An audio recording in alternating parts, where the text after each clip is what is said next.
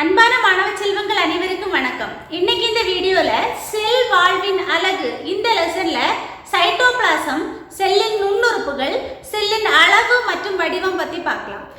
செல்லின் சைட்டோபிளாசம் அப்படிங்கிறது செல்லின் நடவடிக்கைகள் நிகழும் முக்கிய அங்கம் சைட்டோபிளாசம். ஓகே, எல்லா ஆக்டிவிட்டீஸும் நடக்கிற ஒரு முக்கிய பகுதி அப்படிங்கிறது சைட்டோபிளாசம்.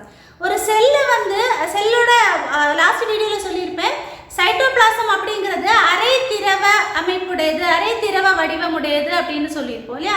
செல்லில் நடக்கக்கூடிய அந்த செயல்பாடுகள் செல்லை ஒரு உயிரோட்டம் உடையதா வச்சிருக்கிறது அப்படிங்கிறது சைட்டோபிளாசம். ஓகே, ப்ரோகாரியாட் மற்றும் யூகாரியாட். ப்ரோகாரியாட் அப்படிங்கிறது உண்மையான உட்கரு அற்ற உயிரினங்கள், யூகாரியாட் அப்படிங்கிறது உண்மையான உட்கரு உடைய உயிரினங்கள். ரெண்டுலயுமே சைட்டோபிளாசம் காணப்படும். எல்லா ஆக்டிவிட்டீஸும் இந்த இடத்துல தான் நடக்கும். ஓகே, இது அரை திரவ அமைப்புடையது அல்லது அரை திரவ வடிவமுடையது.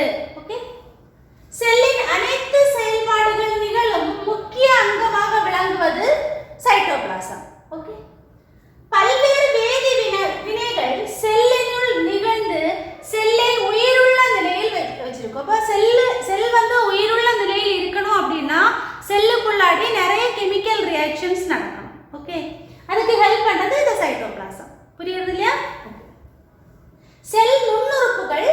இப்போ யூகாரியாட்டிக் செல்களில் சவ்வு பிணைக்கப்பட்ட செல் நுண்ணுறுப்புகள் காணப்படும். இப்போ நுண்ணுறுப்புகள் அப்படின்னு படிக்கும்போது சவ்வு பிணைக்கப்பட்ட, இதை சுத்தி ஒரு சவ்வு இருக்கும், அதுக்கப்புறம் சவ்வு பிணைக்கப்படாத நுண்ணுறுப்புகள் அப்படி காணப்படும். ஓகே, இந்த ப்ரோகாரியாட்டிக் செல்களில் சவ்வு பிணைக்கப்படாத நுண்ணுறுப்புகள் எல்லாமே எந்த இடத்துலையுமே ஒரு சவ்வு அப்படிங்கிற அமைப்பே இருக்காது.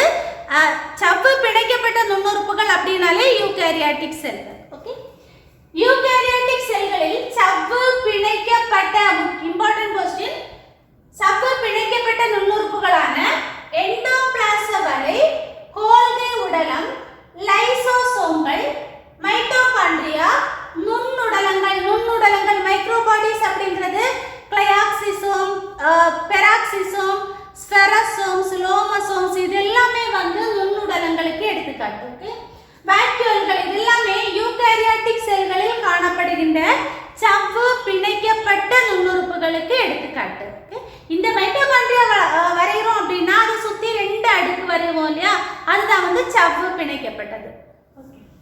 ப்ரோகாரியாட்டிக் செல்களானது சவ்வு பிணைக்கப்பட்ட அமைப்பு காணப்படுவது இல்லை. ரெண்டையுமே டிஃபரன்ஷியேட் பண்ணி கேட்குறாங்க அப்படின்னா ப்ரோகாரியாட்டிக் செல்களில் சவ்வு பிணைக்கப்பட்ட நுண்ணுறுப்புகள் காணப்படுவதில்லை, எல்லாமே உள்ள சைட்டோபிளாசத்தில் அப்படி விரைவி காணப்படும். பட் யூகாரியாட்டிக் செல்களில் தனித்தனியான சவ்வு பிணைக்கப்பட்ட நுண்ணுறுப்பாக இருக்கும். ஓகே, ரைபோசோம்கள் அப்படிங்கிறது ப்ரோகாரியாட்டா இருக்கலாம், யூகாரியாட்டுகள் ரெண்டுலயுமே சவ்வு பிணைக்கப்படாத நுண்ணுறுப்பு. இப்போ ஒரு क्वेश्चन கேக்குறாங்க, சவ்வு பிணைக்கப்படாத நுண்ணுறுப்புக்கு எடுத்துக்காட்டு அப்படின்னா ரைபோசோம்கள். ஓகே, யூகாரியாட்லயும் சவ்வு பிணைக்கப்படாது. இனி விலங்கு செல்ல இன்னொரு சவ்வற்ற உறுப்பு இருக்கு, சவ்வு பிணைக்கப்படாத உறுப்பு சென்ட்ரியோல்.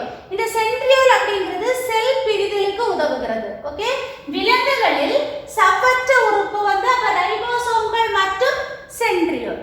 ஓகே, அளவு மற்றும் வடிவம், ஒவ்வொரு செல்லுக்கும் அளவு மற்றும் வடிவம் வேரி ஆகுறது, சேஞ்ச் ஆகுது.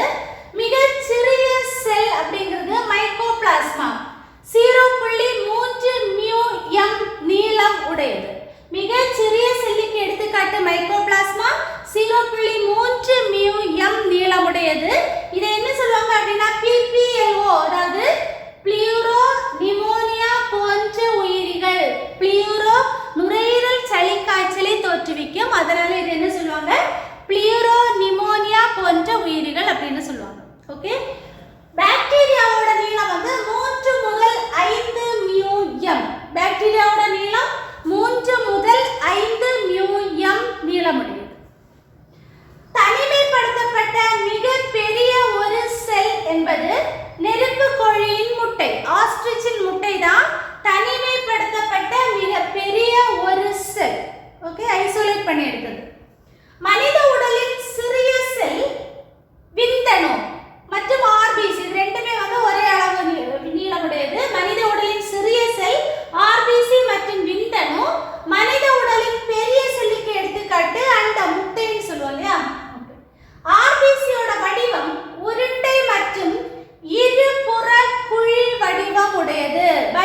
நமக்கு